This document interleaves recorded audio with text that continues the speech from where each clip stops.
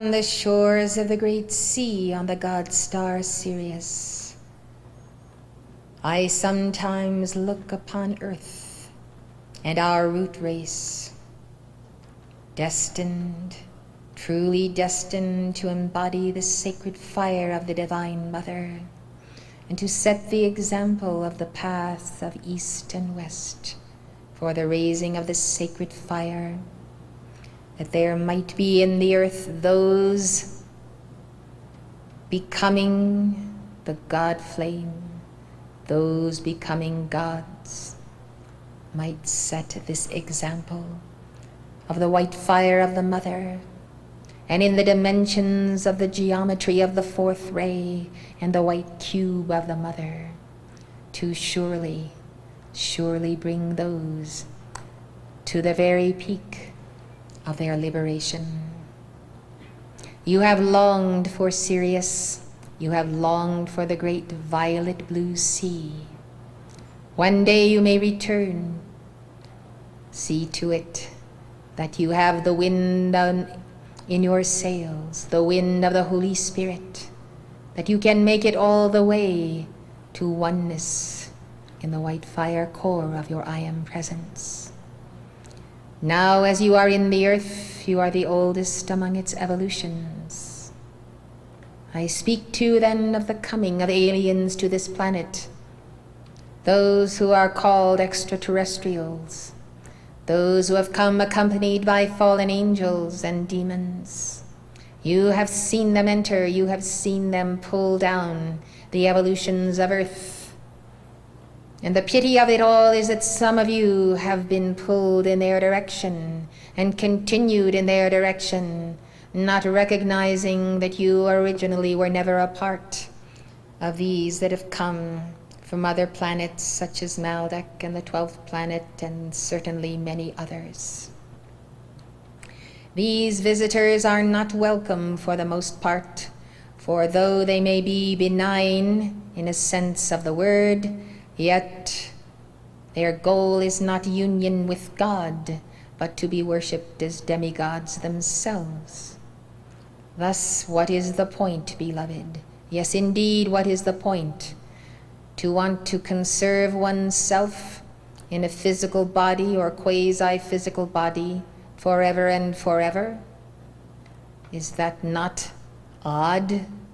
That there be some who should just as well wander the galaxies as to find the very heart of hearts of the creation, to merge with it in the plains of nirvana, and to spiral upward and backwards into the point of origin of being.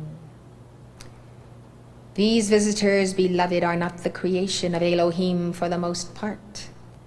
Therefore they come to steal the genes, the very essence, the life essence of those who are the creation of Elohim. You of the fourth root race, then, on your shoulders is the burden of calling for the judgment of those who would come to steal what Manu has given to you. Indeed, the genes and the pattern, but that not all, a coil of fire from the cosmic Christ, the beating of a heart that is not merely the beating of an animal heart, but a heart that beats, for God has poured the essential oil of himself into that heart. And that heart one day shall be transmuted, and that heart shall be the living heart of God. That heart shall contain the all of self, and you shall rise and know the meaning of true oneness with God forever and forever and forever. The war that must be fought and won is the war of those who are the sons of God, the children of God, and the root races that have been sent forth by Elohim. Therefore, beloved, your calls for the binding of the dweller on the threshold of fallen angels have never been more important in your entire history. For in so far as you give those calls and reduce the momentum of these fallen ones in their ultimate science and technology. So you will see the diminishing of their power.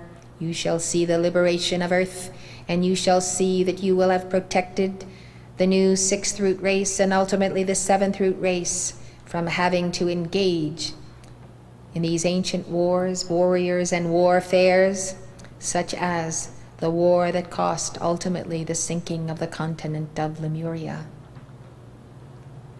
Thus you are here as a cosmic cleanup committee to deal with the leftovers, the burdens that you have not tended to, the responsibilities that are so far back in the mists of Lemuria as to almost seem as though they no longer matter.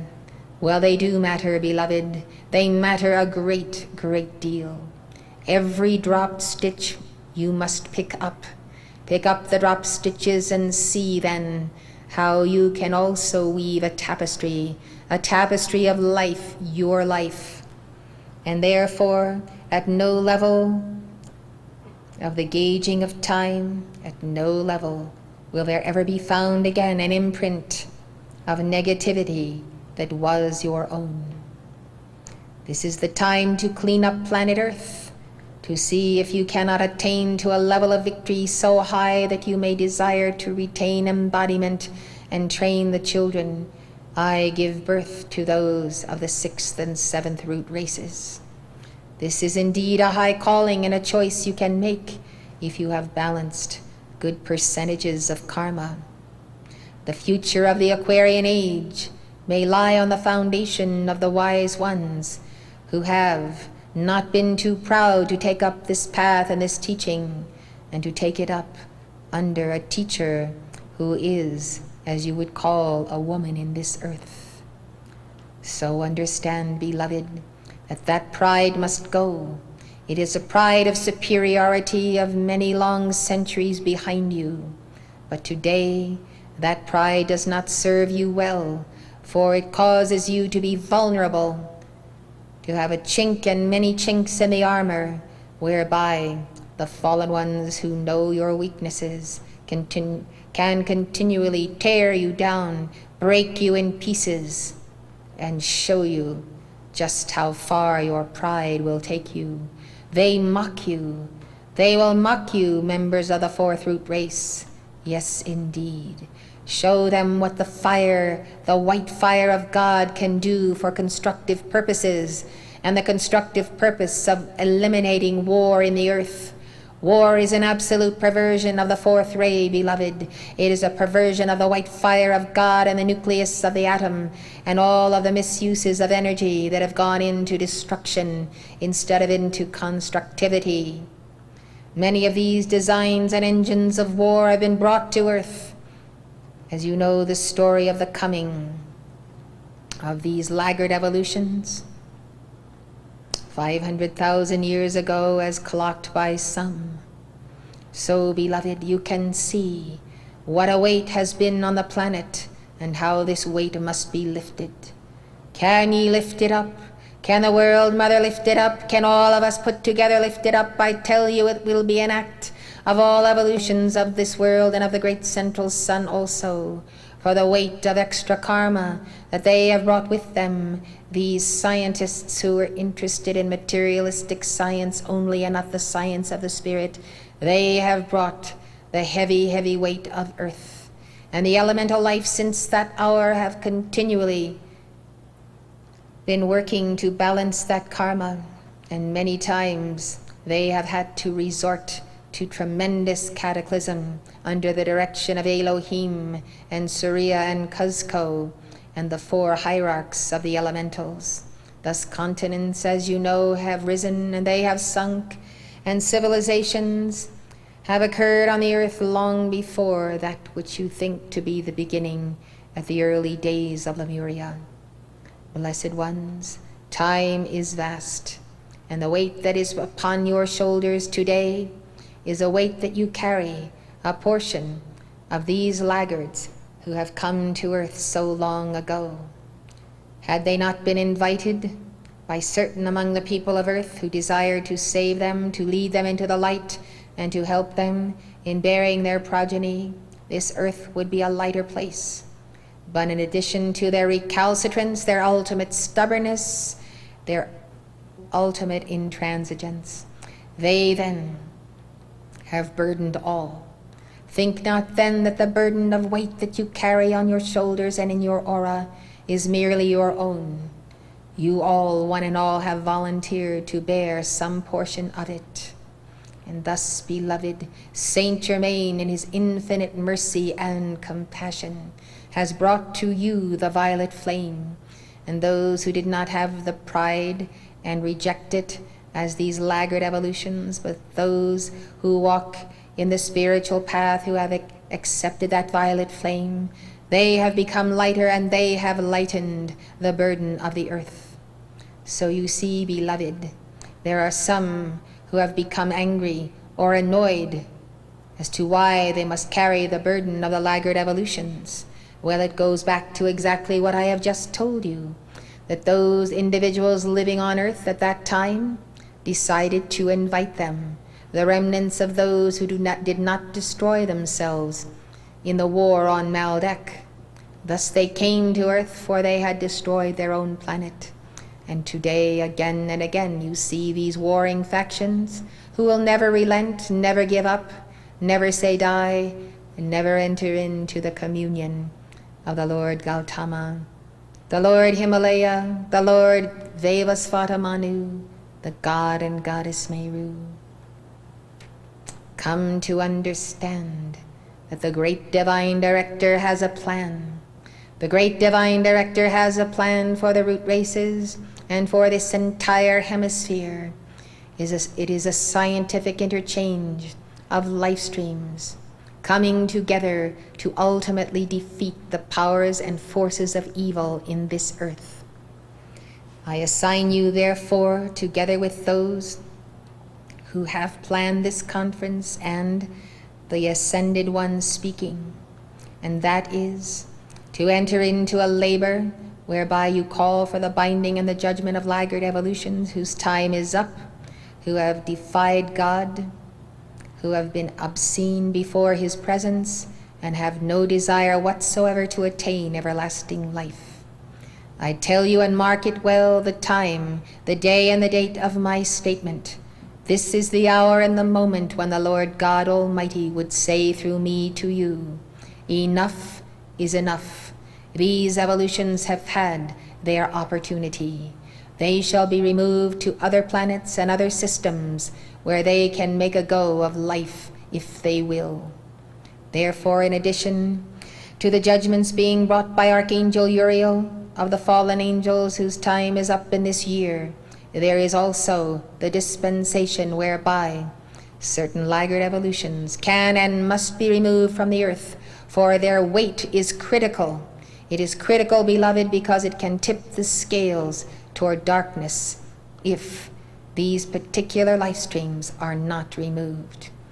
A place is prepared for them, and therefore they may continue at their pace, and one day, in the millennia to come, they will also face the opportunity to live, to embrace God, and to escape the final judgment and the death at the court of the sacred fire. Thus, beloved, this is a dispensation that the tribes in the earth who have mourned the coming of the laggards have waited for centuries upon centuries. This day and this hour is come, and already in this moment there are ships that are taking these certain laggard individuals who cannot remain another hour on planet Earth. They shall be taken in the astral plane, they shall be taken in the etheric plane. Some may have a remainder of themselves in the earth, but most of them, beloved, will be taken, and some of them will wait until their logical conclusion of their lifespan. But those I speak of today are those who must be gone. Thus I enlist your decree power and your momentum, not only in this conference, which we would like to see sustained forever if we could, but every day after you leave this place, remember, there are souls of darkness who are weighing down the youth of the world, the children, the babes being born, families and light bearers who are working against all odds and not even with enough of the coin of the realm to complete their projects for humanity. Yes, these ones, beloved, these precious ones must know a surcease from the groaning and the burden upon their backs. I tell you, beloved, also, as the messenger has been given a mantle, even as the messenger Mark prophet was given the mantle of the messenger, so these messengers have borne the karma of the planet Earth with the assistance of many, many, many life streams. But the responsibility has been upon them. Therefore know that in this hour, because of the removal of certain of these laggards, that this messenger who does sit before you will know a surcease that she has not known in centuries for the carrying of world karma.